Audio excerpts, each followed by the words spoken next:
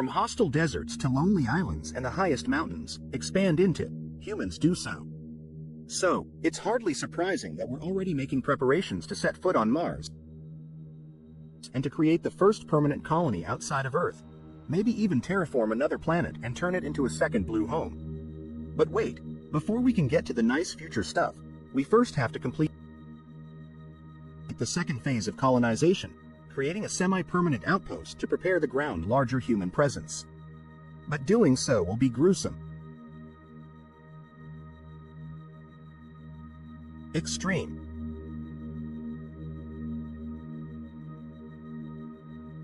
At first glance, Mars seems familiar. Polar ice caps, large valleys, liquid water under its surface, and a day barely longer than Earth's. The ideal place for us to go. Unfortunately, Mars is actually a cold, radioactive desert where the ground is poisonous and breathing is impossible. Mars is awful.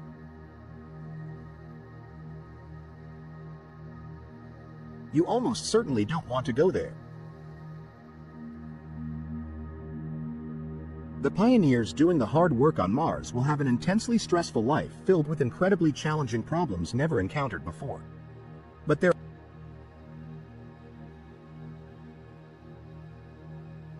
are plenty of people willing to do that work, and we have the technology to enable them to do it. For this video, we will assume there have been prior missions to Mars to scout out a good place for an outpost, store resources and equipment, and that there's already a moon base that serves as a hub for Mars missions. The first major challenge for our outpost is the fact that Mars is very energy poor. Because of its distance from the Sun, solar power is only 40% as effective as on Earth. But even this weakened sunlight is often obscured for days by enormous dust storms. Solar power alone will probably not be enough. Alternatives such as wind power and geothermal energy are also unfeasible, as there's hardly any atmosphere and Mars' interior is much too cold. Initially, nuclear technology might be the only option. Since Mars doesn't have easily accessible radioactive elements, the nuclear fuel needs to come from Earth along with the reactor. If we do set it up, it could power our small outpost for the first few years. Unfortunately, all that energy won't be very useful if we can't breathe. Mars' atmosphere is only 1% as dense as Earth's and mostly made up of CO2.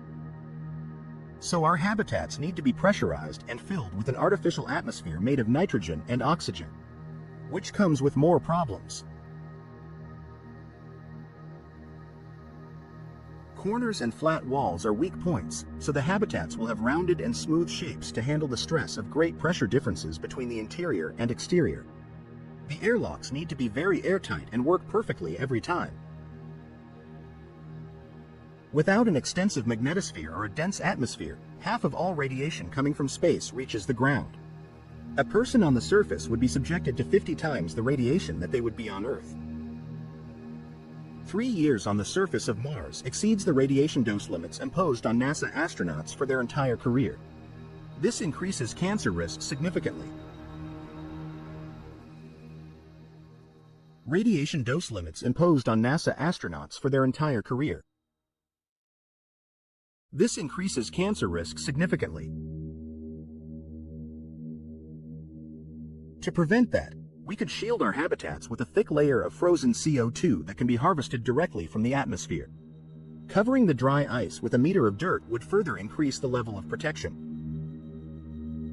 Sadly, this means almost no windows. From the inside, most living spaces will be windowless tunnels. From the outside, they'll look like burial mounds. All of this would still not hold back all the radiation, but reduce it just enough to be survivable for long periods of time. It won't, However, protect anyone who ventures outside. So, remote-controlled robots will be used for routine work on the surface while our crew stays inside. Staying inside is a good idea for another reason: Mars dust. It's much finer than dust on Earth, so it could find its way into the gears or electronics of our machines.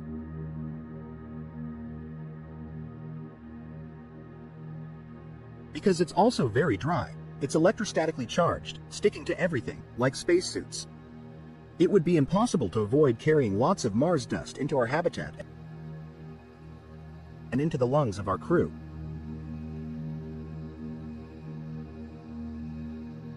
To make this even worse, Mars soil is filled with a very toxic perchlorate salts.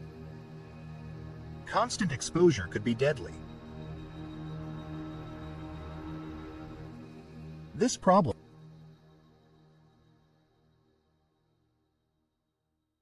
can still be overcome, though.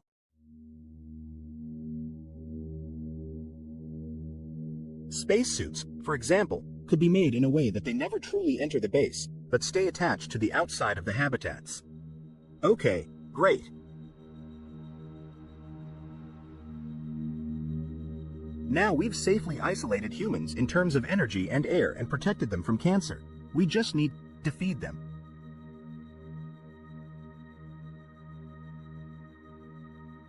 Water is easy to come by if a settlement is positioned near the Martian poles with their thick layers of ice. Growing food is a different kind of challenge, though. Mars soils are alkaline and lack the vital nitrogen compounds that plants need to grow. Before we can grow anything, we will have to decontaminate the soil, which is difficult and expensive. Then the soil can be fertilized using recycled biological waste. All of this will take a lot of time and is very energy intensive. So we might use aquaponics to raise fish and plants together, making the astronauts' diets more varied and tasty at the same time. This will be an important psychological boost for our overworked crew. All of these things don't solve one fundamental problem, though. Mars has only 38% of Earth's surface gravity, which could cause muscle wasting, bone loss, and cardiovascular problems. While this might be solved in the future by setting up rotating living spaces, for now our crew has to live with low gravity and exercise a lot to slow the degradation down. The crews will probably have to rotate every few years after being stuck indoors in tight spaces without windows, with the same people performing the same routines day in, day out with little contact from the outside world and a lot to worry about. Like Antarctic scientists or submarine staff, they will undergo intense psychological screening to make sure they're mentally resilient enough to handle this lifestyle for several years. Establishing the first real infrastructure on Mars will be extremely taxing work that only a group of very determined and competent people can do. Luckily, we have enough of these on Earth. And there you have it, a small Mars base that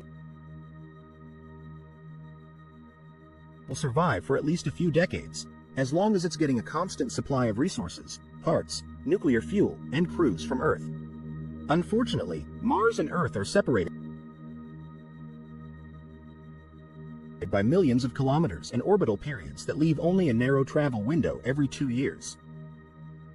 If there's an emergency in the colony, Earth wouldn't be able to help until the next travel and orbital periods that leave only a narrow travel window every 2 years. If there's an emergency in the colony, Earth wouldn't be able to help until the next travel window opens. Helpers may arrive on a planet filled with corpses. Settling Mars will be the toughest challenge we have ever faced. It will be gruesome work to establish the infrastructure we need. But we're stubborn, and we like extreme challenges. If we push through phase 2 of colonization, anything is possible.